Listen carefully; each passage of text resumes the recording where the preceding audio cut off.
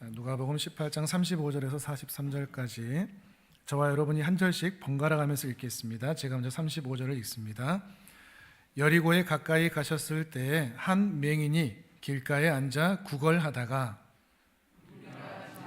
듣고 이 무슨 일이냐 하고 물은데 그들이 나사렛 예수께서 지나가신다 하니 맹인이 외쳐 이르되 다윗의 자손 예수여 나를 불쌍히 여기소서 하거늘 앞서가는 자들이 그를 꾸짖어 잠잠하라 하되 그가 더욱 크게 소리질러 다윗의 자손이여 나를 불쌍히 여기소서 하는지라 예수께서 머물러 서서 명하여 데려오라 하셨더니 그가 가까이 오매 물어 이르시되 내게 무엇을 하여 주기를 원하느냐 이르되 주여 보기를 원하나이다.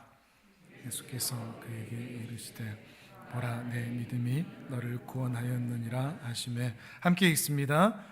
곧 보게 되어 하나님께 영광을 돌리며 예수를 따르니 백성이 다 이를 보고 하나님을 찬양하니라. 아멘. 열정이 있는 신앙인, 그런 신앙인이 되시기를 바랍니다.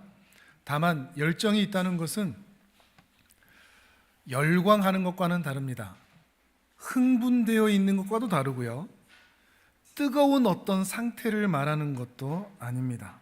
온도의 문제가 아니라는 겁니다. 우리는 열정 그러면 뜨거운 거를 생각을 하는데 오히려 이 열정은 신앙인의 의지를 가리킵니다. 어떤 방해가 있어도, 어떤 이유가 있어도, 어떤 장애물이 있어도, 어떤 힘든 일이 있어도 주를 향하여 그리고 주를 위하여 가고자 하는 그 길을 끝까지 가고야 마는 것, 이것을 가지고 열정이라고 말할 수가 있습니다.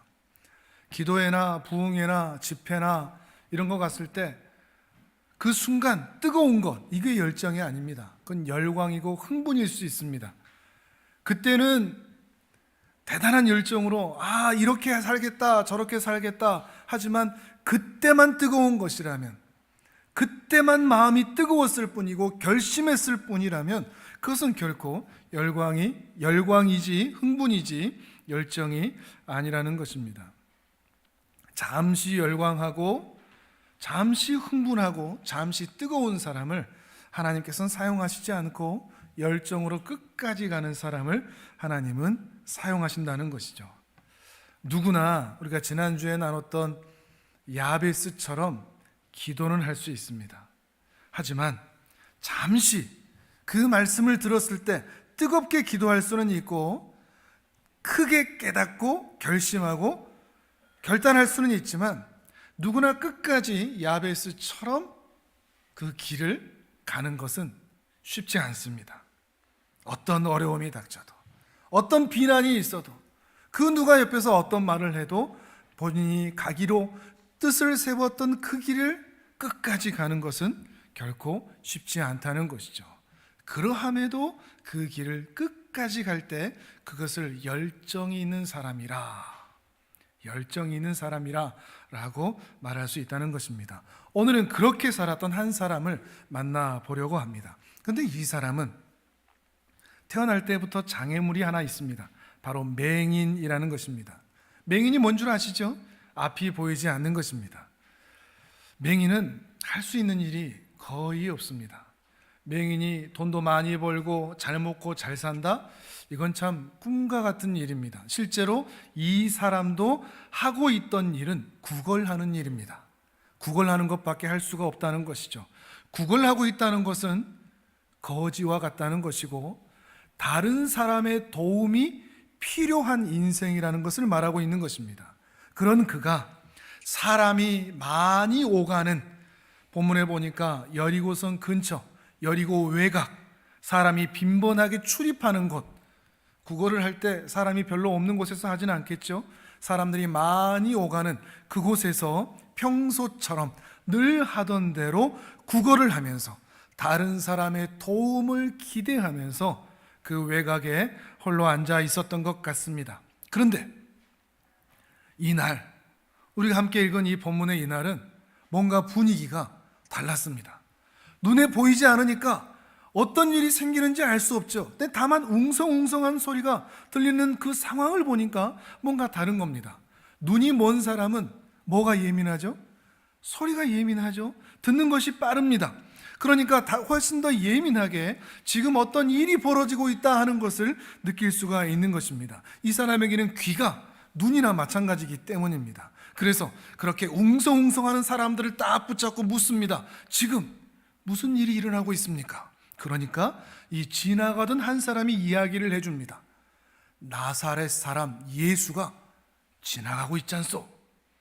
그런데 그 말을 듣자마자 그에게 어떤 생각이 있었는지 모르지만 크게 소리칩니다. 그 큰 무리를 향해서. 보이지 않으니까 지금 예수가 누군지 어떻게 생겼는지 어디 있는지도 모르겠죠. 그냥 소리칩니다. 다윗의 자손 예수여, 나를 불쌍히 여기소서. 뜬금없이 소리치니까 그 주변의 사람들이 좀 놀랐던 것 같습니다. 뒤돌아보니까 이 맹인입니다. 근데 이 맹인을 향해서 사람들이 꾸짖습니다. 잠잠하라고. 그 안에는 많은 의미가 있겠죠. 지금 너 같은 맹인이 끼어들 때가 아니야. 너 같은 사람이 부를 수 있는 분이 아니야. 조용히 구걸이나 해. 너 하던 거 해. 조용히 해. 이렇게 이야기를 하고 있는 것입니다. 그런 의미로 오늘 본문을 다시 한번 읽어볼까요? 제가 드렸던 설명을 생각하면서, 이 배경을 생각하면서 오늘 본문 35절에서 39절까지를 다시 한번 읽어보겠습니다. 시작. 여리고에 가까이 가셨을 때에 한 맹인이 길가에 앉아 구걸하다가 무리가 지나감을 듣고 이 무슨 일이냐고 물은데 그들이 나사렛 예수께서 지나가신다 하니 맹인이 외쳐 이르되 다윗의 자손 예수여, 나를 불쌍히 여기소서 하거늘 앞서가는 자들이 그를 꾸짖어 잠잠하라 하되 그가 더욱 크게 소리질러 다윗의 자손이여, 나를 불쌍히 여기소서 하는지라. 아멘. 다시 한번 읽어보니까 이 상황이 조금 더 이해가 되시죠? 저는 이 맹인의 속이야기, 속마음, 그게 참 궁금합니다. 아니, 어떻게 이 예수를 향해서 다윗의 자손이라고 이야기할 수가 있었을까? 또 어떤 기대감이 있길래 사람들이 꾸짖어도 다윗의 자손 예수여 라고 얘기하면서 나를 불쌍히 여기소서 소리칠 수 있었을까 하는 것입니다. 하나하나 살펴볼수록 참 놀랍습니다. 자, 지나가는 사람이 뭐라고 얘기해 줬죠? 지금 무슨 일입니까? 그러니까 지나가는 사람이 뭐라고 얘기했죠? 나사렛 사람 예수, 그가 지나간다라고 얘기를 했습니다. 나사렛 예수라고 했습니다. 그런데 그 말을 그의 귀로 듣고 그의 마음을 통과하여 그의 입으로 나온 말은 뭐죠? 다윗의 자손 예수여라고 얘기를 하고 있습니다. 이건 기가 막힌 이야기입니다. 이 사람 뭐지 싶습니다. 정보로 들어온 것은 나사렛 예수인데 그의 마음을 통과하여 그의 입에서 나온 말은 다윗의 자손 예수라는 것입니다. 이거 엄청난 신앙의 말이거든요. 그저 이 맹인은 그저 다른 사람들처럼 나사렛 사람 예수 정도, 나사렛 출신의 대단한 인플루언서, 유명한 사람, 연예인, 대단한 기적을 일으키는 사람, 설교가 좋은 사람, 이 정도로 생각하지 않고 이스라엘 사람들이라면, 유대인이라면 누구나 알고 있고 누구나 기다리고 있는 그 약속의 자손, 그 메시아, 다윗의 후손으로 오시겠다고 성경을 통해서 그토록 이야기해 왔던, 그래서 이스라엘 사람이라면 누구나 다 대망하고 있었던 바로 그 메시아라고 알고 믿고 소리치고 있는 것이기 때문입니다. 이 사람은 정말 이렇게 믿었을까요? 아, 이 사람이 정말 다윗의 자손 메시아인가 보다라고 믿고 소리쳤을까요? 아니면 어떤 기적을 바라고, 저 예수가 나도 좀 고쳐줬으면 좋겠다 라고 하는 그 기적을 바라고, 당신 참 멋져요, 당신 참 잘생겼어요 라고 하는 립서비스처럼 다윗의 자손이시죠, 저를 좀 살려주세요, 이렇게 얘기했던 것일까요? 이 맹인의 말이 또는 이 맹인의 믿음이 진짜인지 가짜인지는 예수님의 평가를 통해서 확인해 볼 수 있습니다. 예수님은 분명히 아실 테니까요. 42절에 예수님의 평가가 있습니다. 42절을 같이 한번 읽어보겠습니다. 42절 시작. 예수께서 그에게 이르시되 보라, 내 믿음이 너를 구원하였느니라 하시매. 아멘. 예수님의 평가는 뭐죠? 너의 믿음이 너를 구원하였다. 곧 이 맹인의 믿음은 구원 얻을 만한 믿음이라, 구원을 얻을 수 있는 믿음이라 하는 겁니다. 저는 이 본문을, 이 말씀을 읽을 때 맹인 그러면 참 불쌍하고 가련하고 그런 인물에서 이 평가에서 너무 부럽게 여겨집니다. 왜냐하면 성경에는, 복음서에는 예수님께서 너의 믿음은 진짜다 라고 평가해 준 부분이 그 사람이 몇 사람 되지 않습니다. 근데 이 맹인을 향해서는 너의 믿음은 진짜구나, 구원 얻을 만한, 하나님 나라 백성 될 만한 그런 믿음이구나 라고 평가해 주었기 때문입니다. 그냥 무슨 말인지도 모르고 그냥 어떤 요행이나 바라고 기적이나 바라고 다윗의 자손 예수여 라고 소리친 것이 아니라 진실로 예수님을 메시아로 믿고 구원자로 믿고 다윗의 자손으로 믿고 소리쳤다는 것입니다.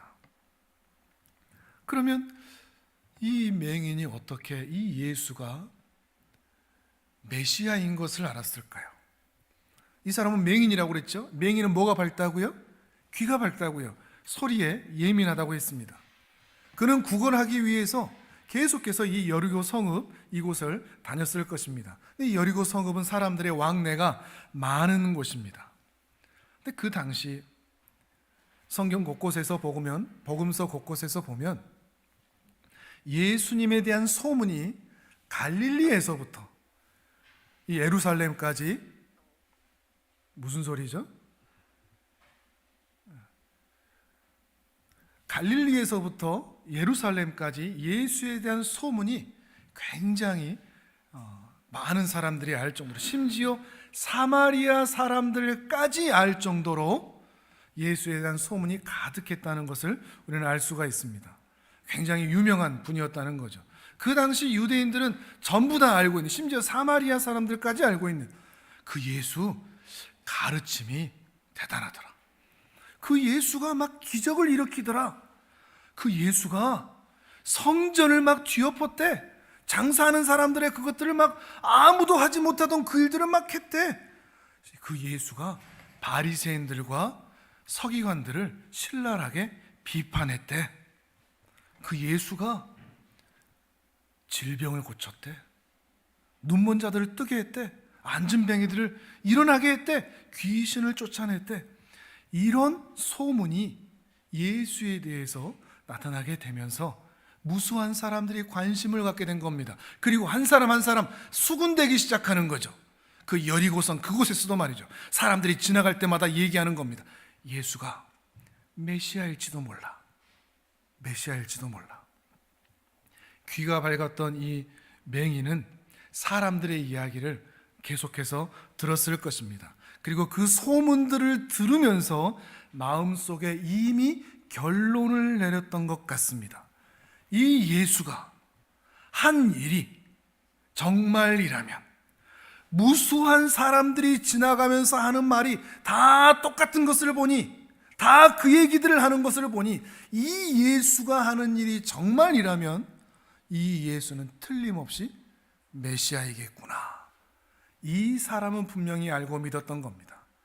주변에 지나가던 사람들은 그저 그 예수를 향해서 나사렛 예수요 라고 말할 뿐이었지만, 적어도 이 바디메오는, 이 맹인은 그 소문을 통해서 바로 그 예수가 한 일이 정말이라면 메시아일 수밖에 없다고, 메시아가 틀림없다고 결론을 낸 것입니다. 그리고 그 마음에 소원을 가지게 된 것 같습니다.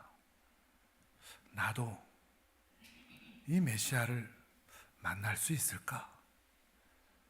나 같은 맹인도 기회가 주어질까? 나 같은 맹인도 이 메시아를 만나서 내 평생의 한이 풀어질 수 있을까? 이 메시아 만나서 뭐 하려고요? 그 평생의 한, 내가 지금 구걸하고 거지 취급받고 사람들에게 냉대받고 내 평생의 한이 될 수밖에 없는 이 문제, 이걸 해결받기 위해서 말이죠. 실제로 예수를 만났을 때 이 바디메오와의 대화를 보면 우리는 그것을 알 수가 있습니다. 예수님이 이 맹인에게 그러시거든요. 무엇을 원하느냐? 생각할 겨를도 없이 이 맹인이 대답합니다. 보고 싶습니다. 보기를 원합니다. 41절을 같이 읽어보실까요? 41절입니다. 시작. 내게 무엇을 하여 주기를 원하느냐? 이르되 주여 보기를 원하나이다. 아멘. 여러분은 예수님께서 오늘 여러분에게 찾아오셔서 너는 무엇을 원하느냐? 그러면 뭐라고 대답하시겠습니까? 금도 끼요, 은도 끼요 이러고 계실랍니까? 아니면 뭘 소망하지? 그냥 당장 내 눈앞에 내 현실에 있는 그 몇 가지 소원들 이걸 말하겠습니까? 생각나는 게 별로 없다면 여러분 야베스처럼 기도하고 있는 거 아닙니다. 평생의 한이 되고 내 인생의 가장 급한 일이고 계속해서 내 평생토록 소망하고 기도하고 있었던 것, 메시아를 만나면 이걸 구해야지라고 마음에 품고 있었던 바로 그것이 무엇인가 하는 것입니다. 여러분에게 이것이 있으면 좋겠습니다. 덜 급한 기도하지 마시고 내 평생토록 하나님께서 이것만은 이루어 주시면 좋겠다라고 하는 여러분의 기도의 제목의 그 중심, 첫 번째, 그것이 무엇인지 말이죠. 이 맹인은 보는 것을 원했습니다. 그게 평생의 소원이었으니까요. 근데 보고 싶으면 의사를 찾아가야지 왜 예수에게 말했을까요? 이 예수가 내 소원을, 내 평생의 한을 해결해 줄 수 있는 하나님의 메시아라고 하는 분명한 믿음이 있었기 때문입니다. 안 못 보는 나를 고칠 수 있는 참 메시아로 믿었기 때문이죠.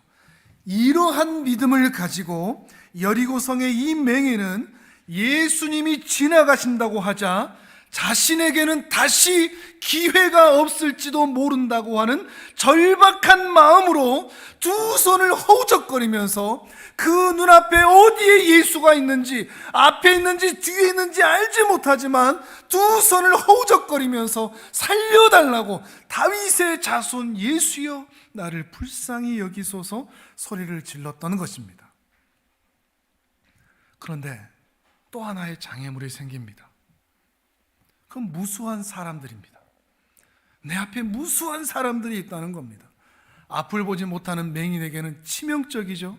어디 있는지, 얼마나 거리가 있는지, 어디로 달려가야 되는지 알 수가 없으니까요.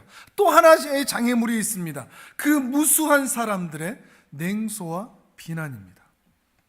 평생의 한인 이 눈을 좀 떠보겠다고, 나도 당신들처럼 일반적으로 정상적으로 좀 살아보겠다고, 예수님을 만나겠다고 하는데 사람들의 반응은 매우 차가웠습니다. 39절을 보시면 이렇게 얘기하죠.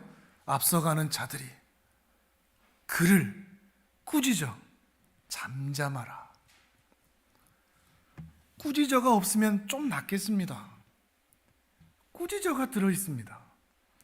여기서는 꾸짖어라고 한마디지만 그 상황을 한번 생각해 보십시오. 지금 네가 나설 자리가 아니야. 네가 만날 수 있는 분이 아니야.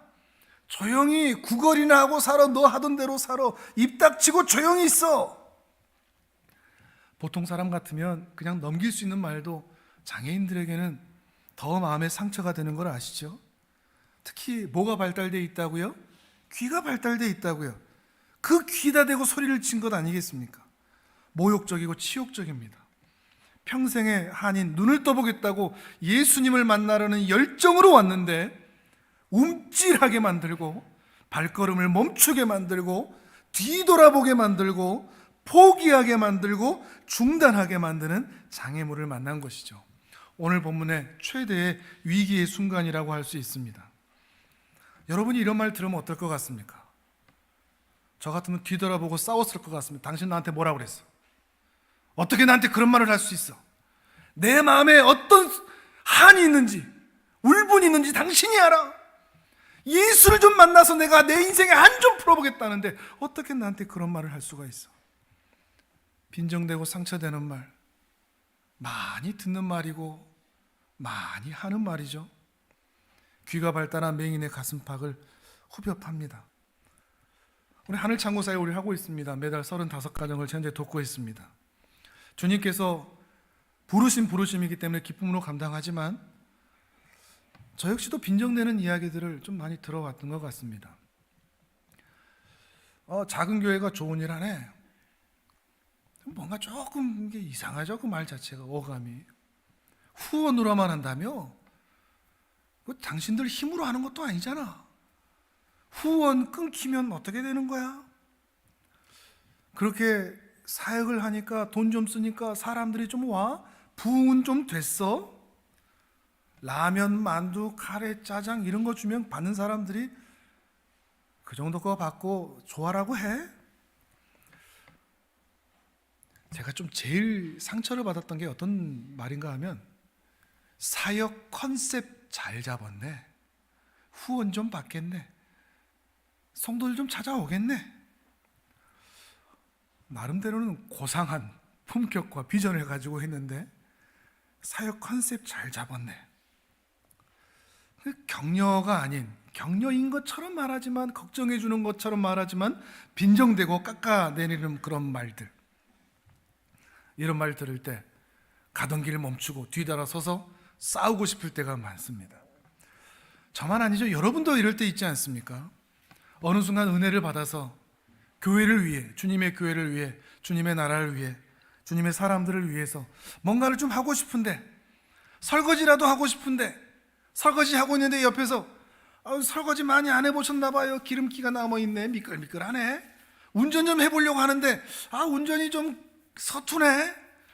찬양팀이라고 해보고 하는데 연습 안 하시나 봐요.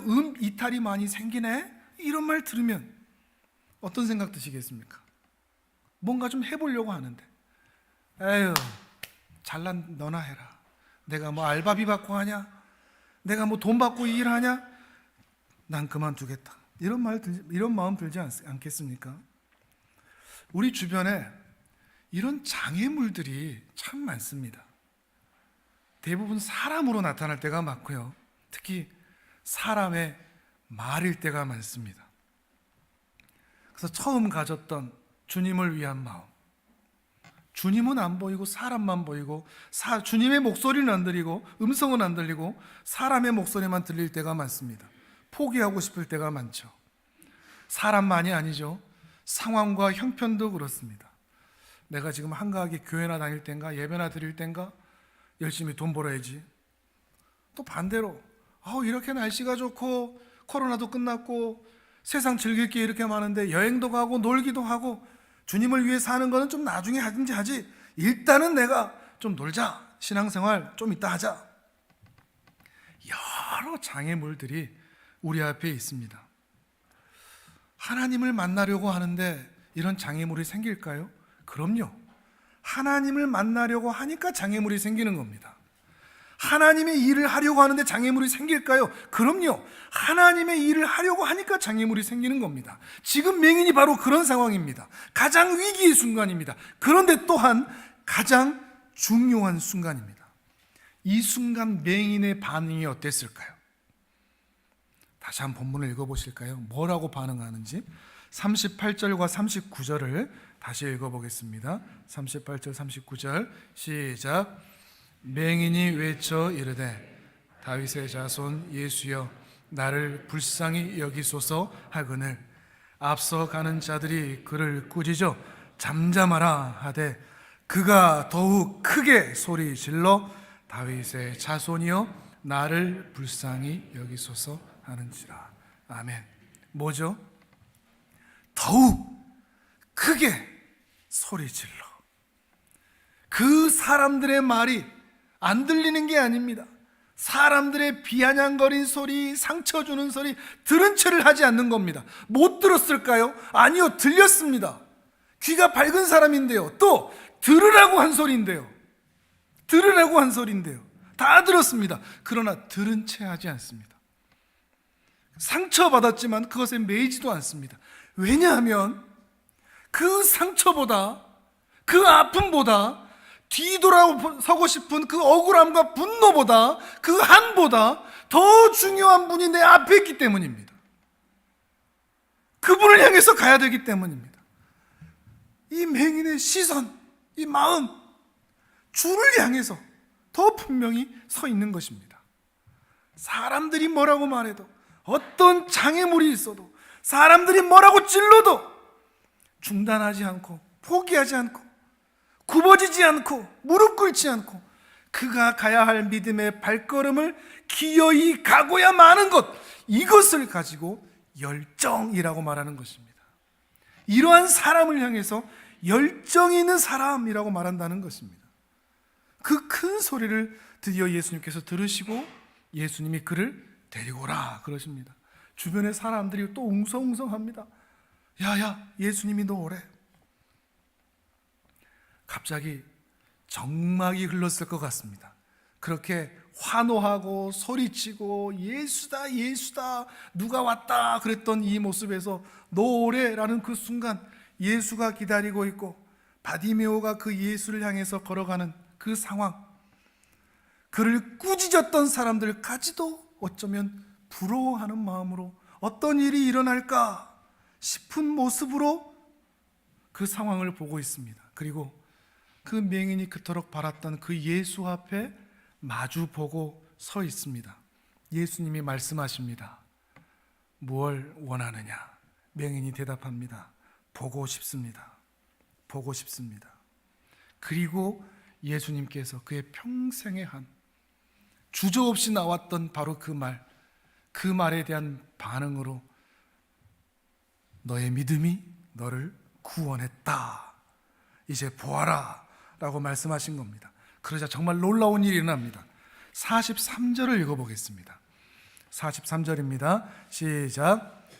곧 보게 되어 하나님께 영광을 돌리며 예수를 따르니 백성이 다 이를 보고 하나님을 찬양하니라.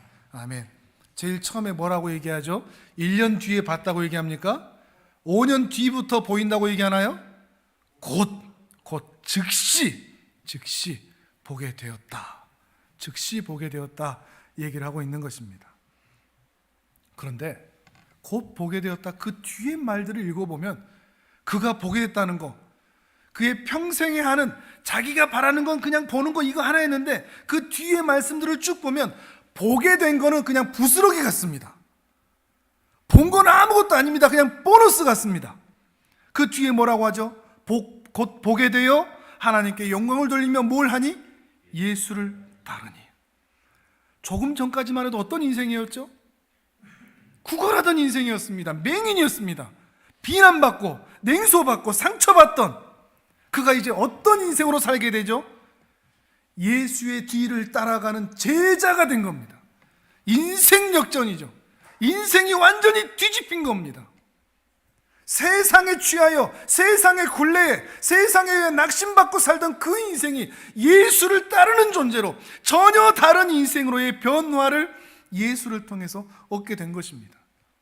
뒤에 처질 수밖에 없었고 구걸할 수밖에 없었고 소외될 수밖에 없었던 인생에서 이제는 앞장서서 하나님께 영광 올려드리고 당당하게 더 이상 사람의 도움을 받지 않고 당당하게 예수님을 따르는 길에 서게 되었다는 것입니다.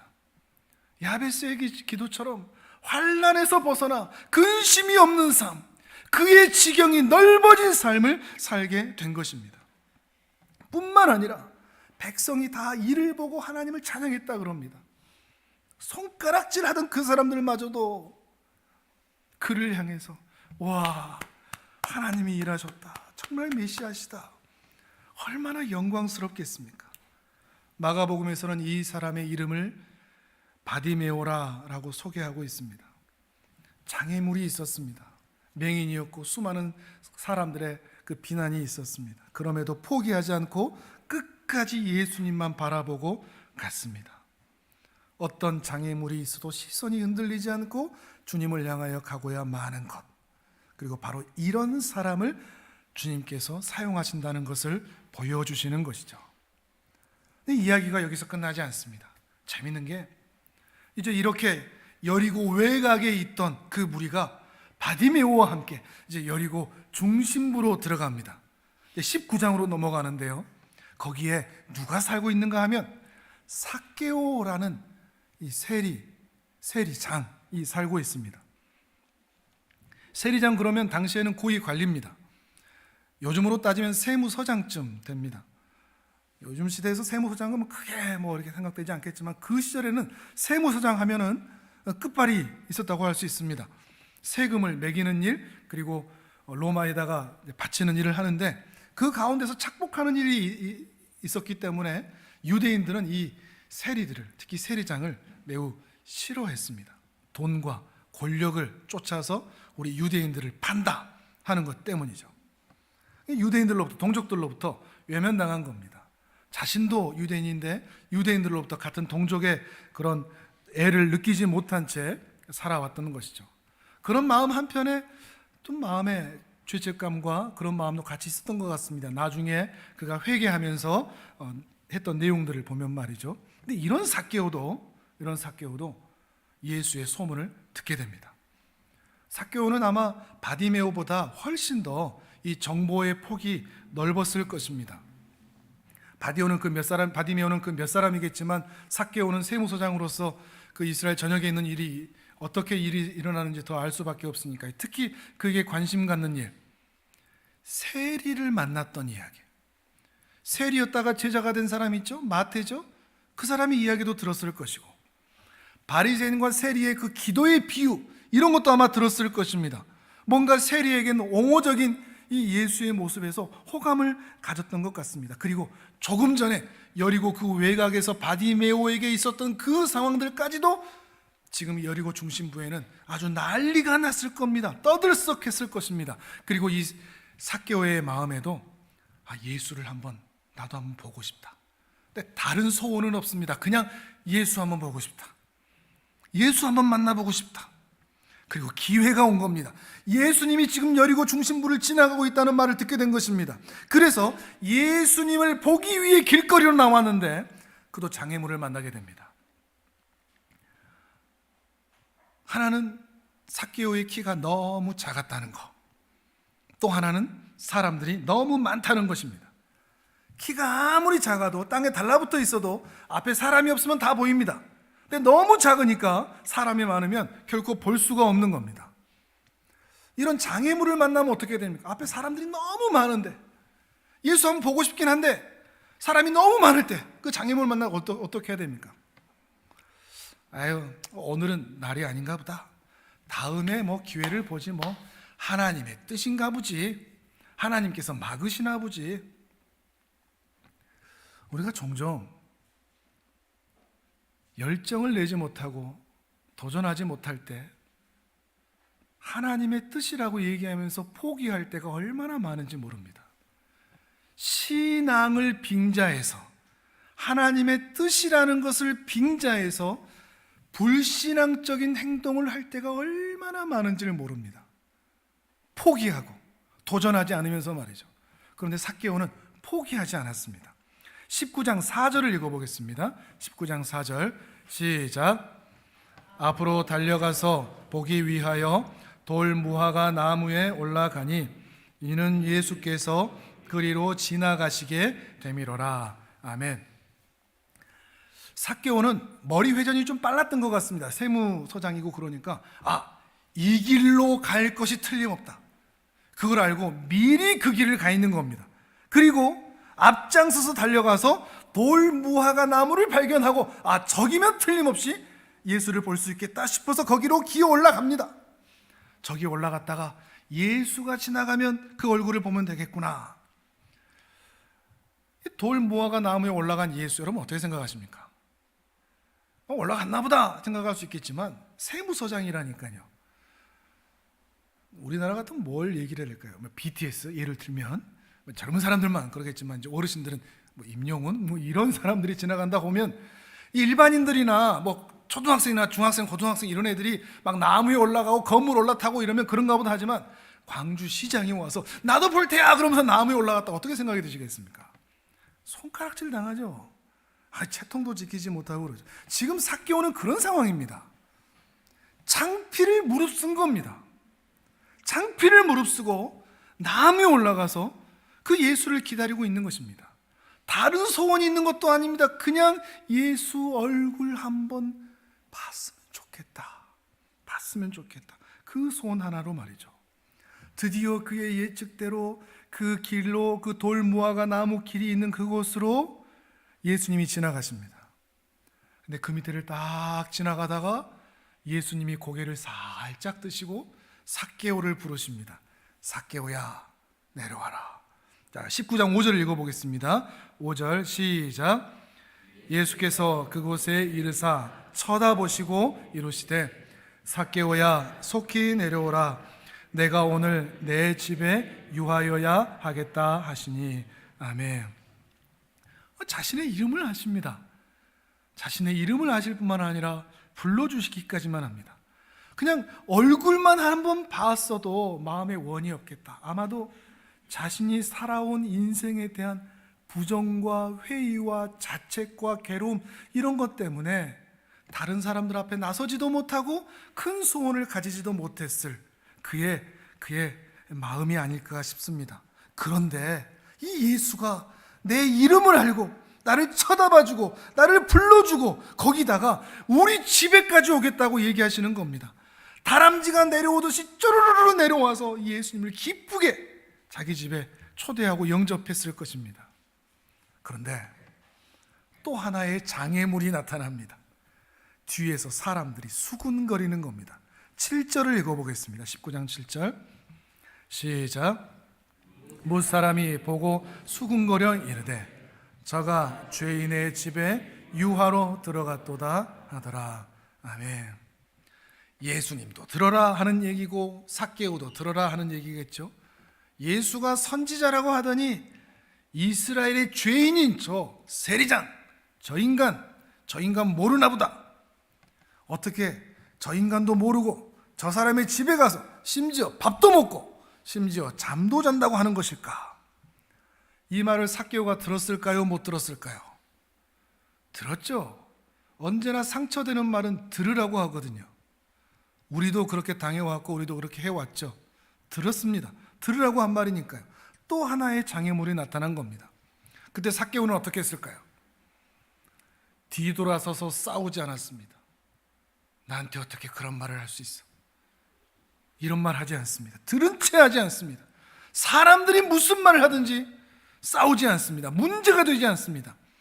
그의 시선과 그의 마음은 온통 예수에게 가 있었기 때문입니다. 그저 집에 가서 모시고 대접할 것 그것만이 있을 뿐입니다. 얼마나 좋은지 앉지도 않은 것 같습니다. 그가 서서 예수님께 이렇게 말합니다. 8절을 읽어보겠습니다. 시작. 삭개오가 서서 주께 여짜오되 주여 보시옵소서 내 소유의 절반을 가난한 자들에게 주겠사오며 만일 누구의 곳을 속여 빼앗은 일이 있으면 내 갑절이나 갚겠나이다. 아멘. 소유의 절반은 가난한 자들에게 다 주고 남의 것을 속여서 빼앗은 것이 있으면 4배로 갚겠습니다. 이 말은 좀 따져보면 이제 나 빈털털이 돼도 상관없다. 실제로 빈털털이 되는 수치입니다. 부자로 사는 것, 돈과 권력을 쫓는 것 이제 더 이상 필요 없다는 것입니다. 4배로 갚는다는 것은 도적질할 때 하는 일인데 자기가 지금까지 살아온 것이 도적질 같은 인생이었다 하는 것을 인정하는 것이 되는 것입니다. 자기의 전 인생, 사람들로부터 손가락질을 받았던 바로 그것을 다 인정하는 겁니다. 회개하는 것이죠. 자신의 죄인됨, 자신의 비참함, 자신의 악함 다 고백하는 것입니다. 그러자 이 삭개오에게 예수님께서 뭐라고 얘기하신 줄 아십니까? 9절입니다. 함께 읽습니다. 시작. 예수께서 이르시되 오늘 구원이 이 집에 이르렀으니 이 사람도 아브라함의 자손임이로다. 아멘. 이 사람도 아브라함의 자손이다. 이건 뭐 좀 거창하지 않게 여겨질 수도 있겠습니다. 근데 삭개오의 마음에 어떤 상처가 있었다고요? 동족들이 나를 동족으로 취급해주지 않은 겁니다. 내 직업 때문에. 나 분명히 이스라엘 땅에 살고 있는데 아무도 나한테 말 걸어주지 않는 겁니다. 돈만 쫓다가 사람을 잃고 신망도 잃고 외롭게 살아가고 있는 이 삭개오에게 예수님께서 말씀하시는 겁니다. 이 사람도 아브라함의 자손이니라. 나의 자녀이니라. 너희의 동족이니라. 평생의 한이, 자신의 그 잘못된 인생이 바로 여기에서 다 풀리는 것입니다. 바디메오도 삭개오도 열정이 있는 사람으로 끝까지 주님을 바라보며 살았던 사람입니다. 여러분도 이 열정을 가지고 거룩한 신앙생활을 하실 수 있기를 바랍니다. 먼저 뜻을 세우십시오. 야베스처럼, 지난주에 나눴던 말씀, 야베스처럼 기도하십시오. 그리고 여러분의 소망이 무엇인지, 예수님이 오셔서 무엇을 원하느냐 물어보실 때 극적하고 있는 것이 아니라, 생각 좀 해보고요 말하는 것이 아니라, 그냥 현재 내 삶에 있는 것 그 몇 가지, 이런 소원 저런 소원, 돈 문제, 건강 문제, 이 정도가 아니라 여러분의 평생의 소원, 당장 말할 수 있는 바로 그것을 세우십시오. 특별히 여러분 자신을 위한 소망이 아니라 주님을 위한, 주님의 나라를 위한, 주님의 교회를 위한, 그것이 예배일 수도 있고요, 헌신일 수도 있고요, 봉사일 수도 있고요, 그 마음일 수도 있고요, 내 사랑하는 가족일 수 있고요, 그들의 구원일 수도 있고요, 극심한 질병의 문제일 수도 있고요, 어려운 상황일 수도 있습니다. 그 뜻을 먼저 세우십시오. 그러나 그 길에는 반드시 장애물이 나타납니다.